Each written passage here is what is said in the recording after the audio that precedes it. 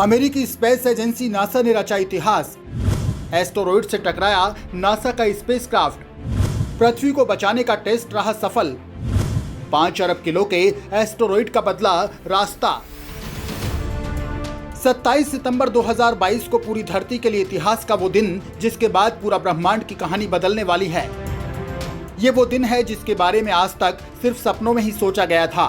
कई हॉलीवुड फिल्मों में इस तरह की कल्पनाएं की जा चुकी हैं। 2021 में आई फिल्म डोंट लुक अप और 1998 में आई फिल्म आर्मगेडन में ऐसी कल्पनाएं की जा चुकी हैं, लेकिन अब इस कल्पना को वैज्ञानिकों ने हकीकत में कर दिखाया है। इंसान को मिली इस कामयाबी के बाद वो अंतरिक्ष से आने वाली प्रलय को रोक पाएगा, इसके लिए वैज्ञानिक सालों से मेहनत कर रहे थे। दोस्तों, हम बात कर रहे हैं नासा के डार्ट मिशन की, जो 27 सितंबर 2022 को सफल हो गया और इस सफलता के साथ ही पृथ्वी को एस्टेरॉयड के खतरे से बचाने की कोशिश भी सफल हो गई है। नासा की ये बहुत बड़ी कामयाबी साथ ही अमेरिकी अंतरिक्ष एजेंसी नासा का अंतरिक्ष में बहुत बड़ा प्रयोग भी था। डार्ट मिशन को लेकर नासा के प्रोग्राम साइंटिस्ट टॉम स्टेटलर ने कहा कि हमने एक एस्टेरॉयड को हिला दिया है। हम स्पेस में एक नेचुरल खगोलीय पिंड की गति को बदल रहे हैं। इंसान ने ऐसा पहले कभी नहीं किया। इस वीडियो में जानते हैं कि नासा ने कैसे इस मिशन को अंजाम दिया और इस मिशन की सफलता के बाद क्या होगा। तो दोस्तों, आप ये वीडियो बिना स्किप किए अंत तक जरूर देखिएगा। दोस्तों, 27 सितंबर का दिन पूरी धरती के लिए ऐतिहासिक माना जा रहा है, जब अमेरिकी स्पेस एजेंसी नासा का अंतरिक्ष यान डार्ट यानी डबल एस्टेरॉयड रिडायरेक्शन टेस्ट अंतरिक्ष में मौजूद एक एस्टेरॉयड डाइफरमॉस से टकराया। टक्कर अमेरिकी समयानुसार 26 सितंबर को शाम 7:14 पर हुई थी। तब भारत में 27 सितंबर की सुबह के 4:44 बजे थे। यह ऐसा पल था जब वैज्ञानिकों ने जश्न मनाया। साइंटिस्ट दिल थामकर अंतरिक्ष के इस ऐतिहासिक लम्हे का गवाह बन रहे थे और टक्कर होते ही वो तालियां पीटने लगे।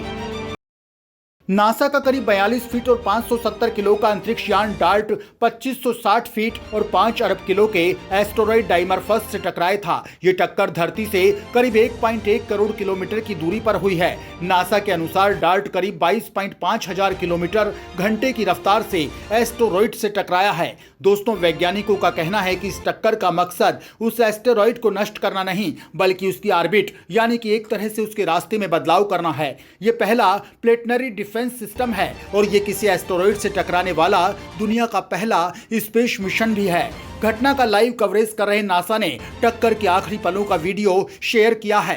इसमें डार्ट के करीब आने के साथ ही डाइमरफस एस्टेरॉयड का साइज बड़ा हो जाता है और अंत में डार्ट के उससे क्रैश होते ही कनेक्शन टूट जाता है और स्क्रीन ब्लैंक हो जाती है, यानी डार्ट सफलतापूर्वक एस्टेरॉयड से टकरा जाता है। इस दौरान नासा के वैज्ञानिक खुशी से चिल्लाते हैं और तालियां बजाते देखे जाते हैं। इस मिशन के सफल होने से भविष्य में धरती के ऊपर अगर किसी के एस्टेरॉयड का हमला होने की आशंका होती है तो इस तकनीक से पृथ्वी को बचाया जा सकता है, क्योंकि भविष्य में हमारे नीले ग्रह को सबसे ज्यादा खतरा अगर किसी चीज से है तो वो है एस्टेरॉयड। इसके बाद है जलवायु परिवर्तन या ग्लोबल वार्मिंग।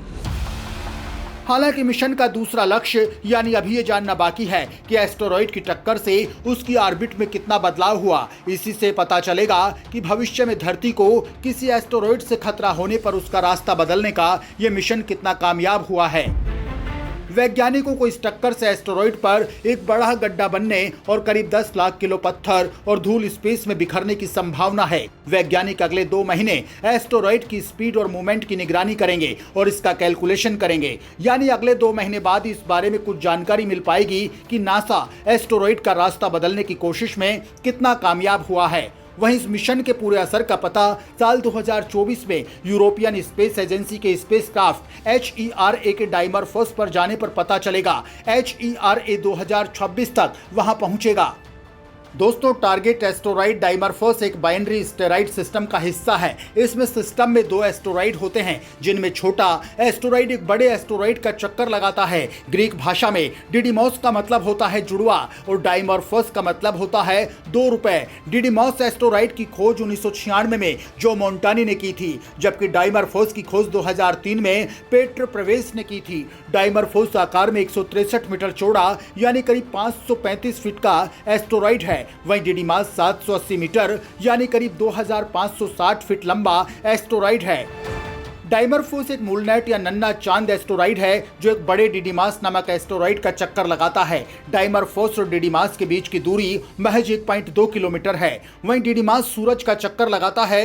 ये सूरज से करीब 15 करोड़ से 30 करोड़ किलोमीटर दूर है और उसका एक चक्कर 2 साल और 1 महीने में पूरा करता है। नासा का कहना है कि अंतरिक्ष यान के नेविगेशन को इस तरह से डिजाइन किया गया है कि वो आखिरी 50 मिनटों में दोनों एस्टेरॉइड्स के बीच अंतर करते हुए छोटे एस्टेरॉइड डिमॉर्फस से ही टकराया है। डार्ट के साथ ही इटालियन स्पेस एजेंसी का बना एक सैटेलाइट LICIE क्यूब भी भेजा गया है। 19 मीटर का डार्ट करीब स्कूल बस के साइज का है। इसे डाइमरफोस एस्टेरॉइड तक पहुंचने के लिए 24 नवंबर 2021 को लॉन्च किया गया था।